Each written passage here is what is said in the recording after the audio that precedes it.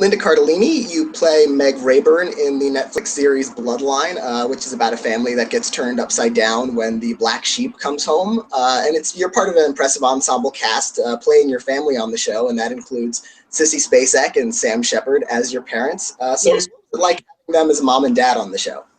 It's amazing. There was one moment where we shoot in the most extraordinary looking location. It's this hotel on the beach in the Florida Keys. And standing on the veranda there are Sam Shepard and Sissy Spacek looking down at, the rest of the siblings. We were all standing together on the lawn in front of the beach looking up at them. And it just was sort of an incredible moment. It's really the, two American treasures, if you want to call them that, of theater and film. So it feels great. It's amazing to work with I'm so lucky on the show. We have such wonderful people, and to be able to work with everybody it's a treat every single day. Spoiler alert for anyone who hasn't seen the first season of the show yet. I want to discuss some of the plot details. So go watch. People watching this now, whenever they're watching this, go watch Bloodline first, and then come back here. Yes. Sit there for 13 hours. Don't sleep. Just keep this video paused. It'll be waiting for you. Sam Shepard, early on in the season, after a few episodes, his character dies. Do you wish you sort of had more time to spend with that character? Be able to work more with Sam Shepard? Well, of course. He's phenomenal. I don't think anybody ever came to that set who hadn't studied him. I did one of his plays when I was in college. He means a lot to actors.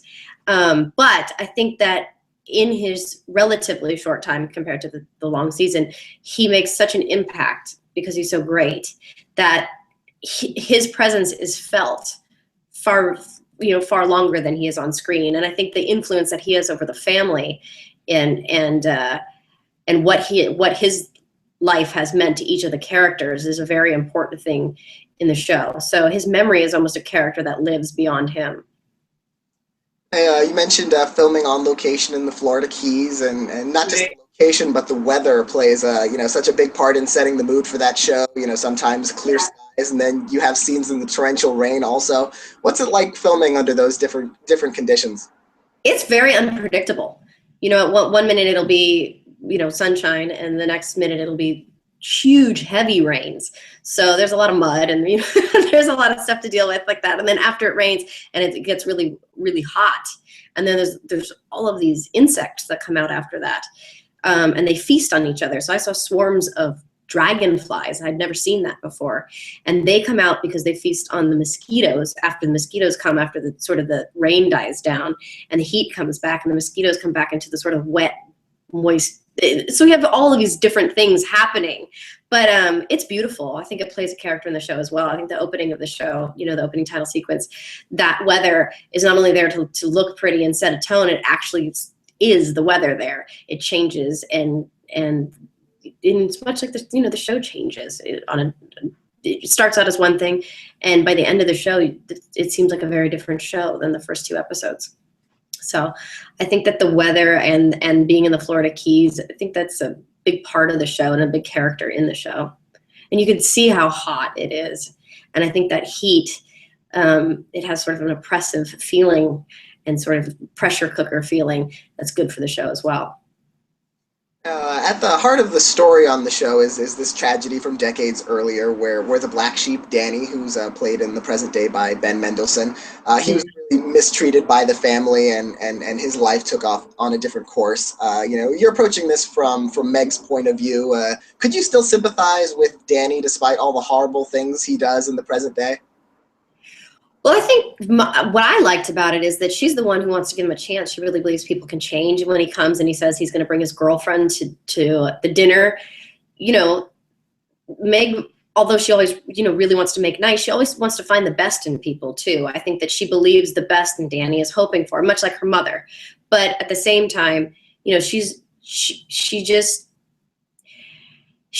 don't really know whether she's putting on a face or really believes in him. And then I think that the interesting thing with her is that she's the one who wants to give him a chance. Out of all the siblings, she's the most open to him returning. And yet he turns on her first for something that really is none of his business, but something that he can use against her, which is such a terrible thing to do to, to your sister. It's shocking. But, you know, it was great. I love those scenes between Ben and I. They were really fun to play. He's such a fantastic actor, and we played those scenes back and forth a million different ways, and we had such a great time. You know, you mentioned that, you know, Meg does initially want to give him the chance and give him the benefit of the doubt, and you know, I wonder if maybe that's because, you know, she's the youngest sibling and she doesn't have as much memory of things that went on in the past as her older brothers do, and you know, do you see her as kind of an outsider in that way, that she doesn't really, you know, she's not really privy to all of this history that they are? Yeah, absolutely. I think you know, that's also something I liked about it. I think, you know, I'm the youngest of four, and my sister is much older than I am. And the idea that her childhood was very different than mine, even though we have the same parents, and what that means to each child in succession, I think is a very interesting thing. So, you know, your parents are different, you know, and a decade later, their lives are different. The focus is split between, instead of just one child, to have many children at that point. I think your relationship to each other is different.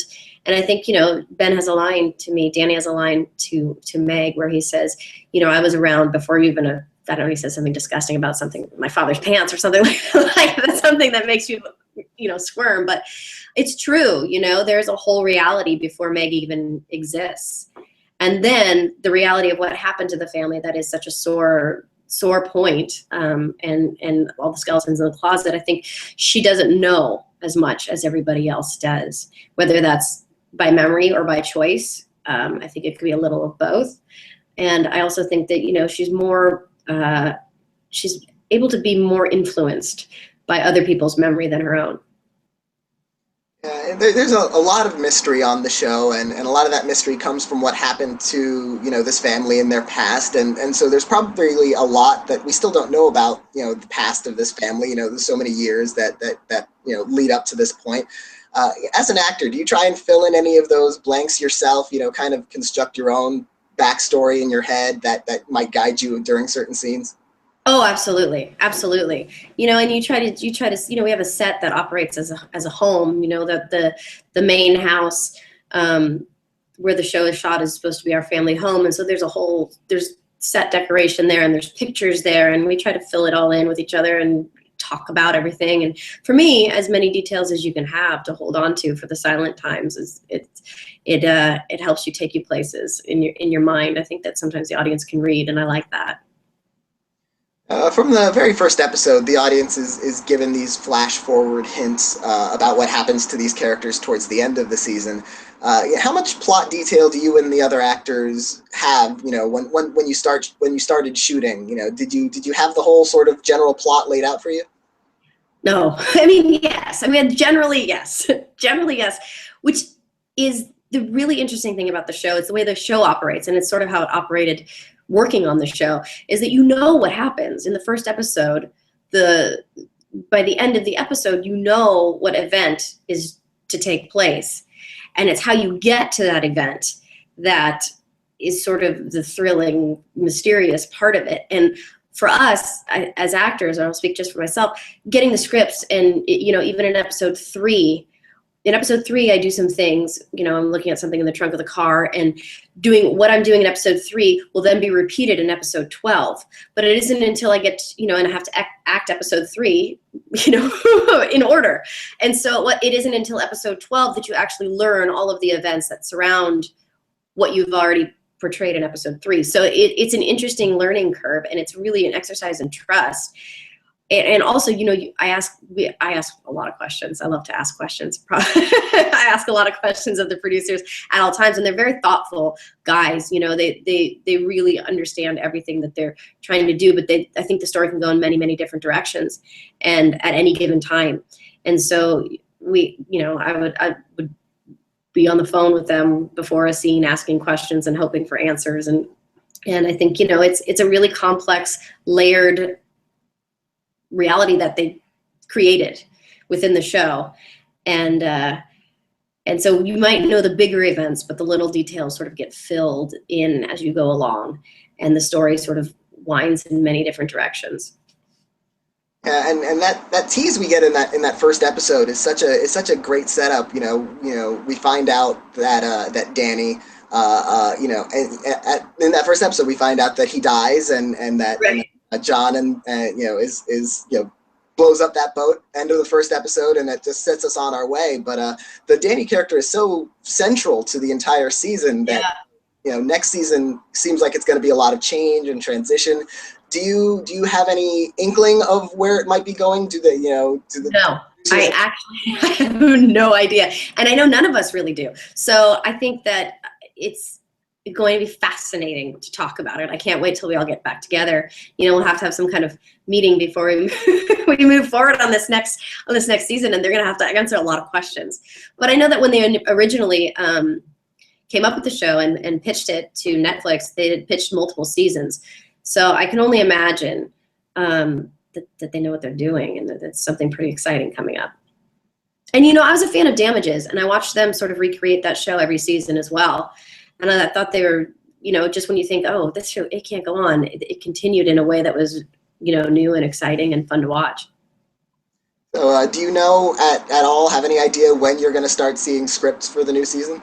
No, no, no, I don't. I would love, I would love to find that out.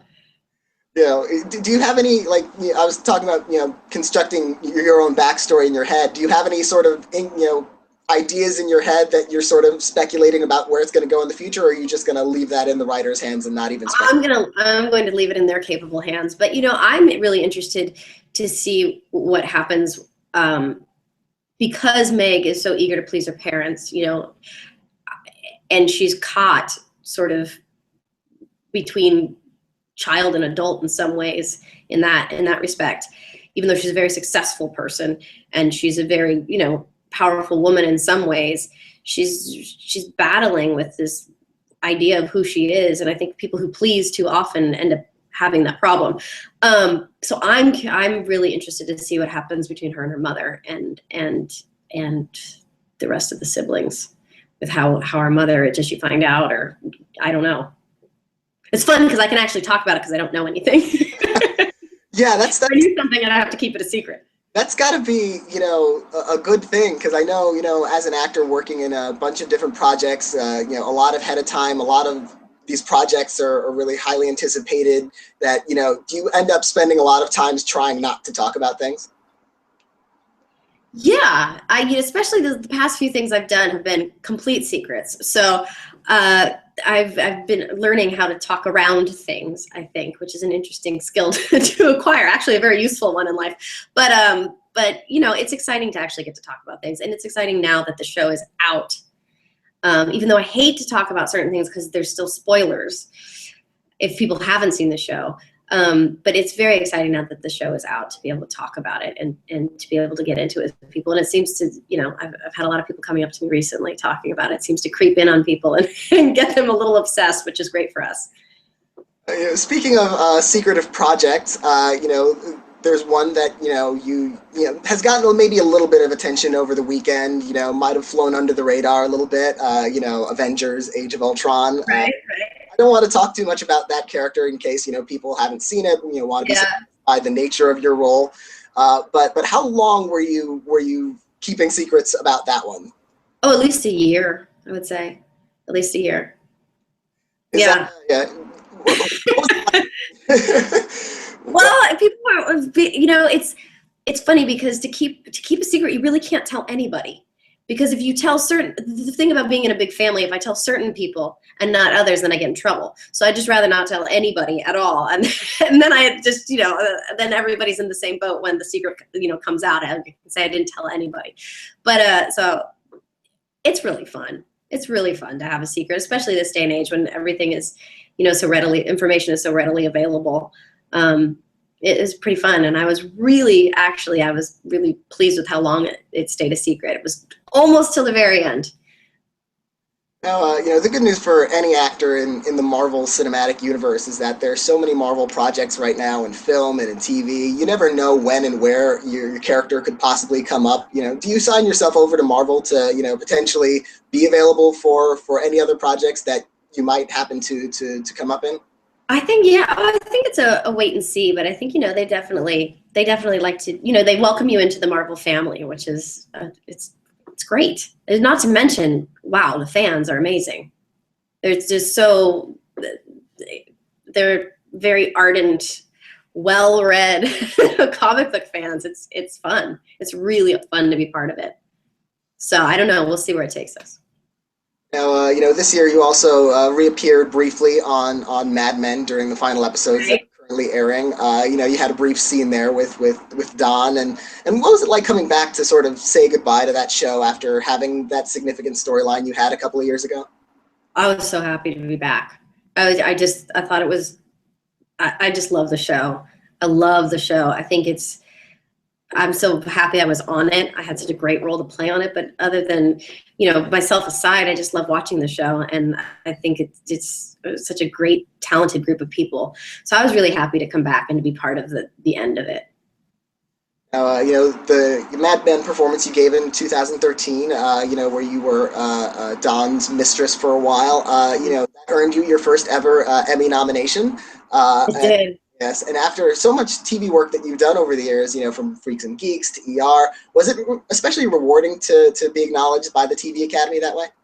Absolutely. Absolutely. It was, yeah, I did not expect it. And when it happened, was beyond thrilled. I can't even tell you. I didn't expect, you don't know what to expect when something like that, how that would make you feel. But I really have been working in this industry for a long time. And to be recognized like that, it meant the world to me. It really did.